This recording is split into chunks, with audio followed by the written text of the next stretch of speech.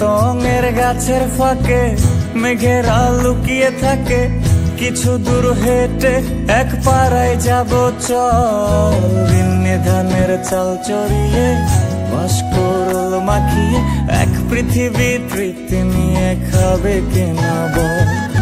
চিস্তঙের গাছের ফাঁকে মেঘেরা লুকিয়ে থাকে, কিছু দূর হেঁটে এক পাড়ায় যাব চল। ভিন্নি ধানের চাল চড়িয়ে বাঁশকুড়ুল মাখিয়ে এক পৃথিবী তৃপ্তি নিয়ে খাবি কিনা বল। সন্ধে নেমে এলে আর জনক দেবে আলো,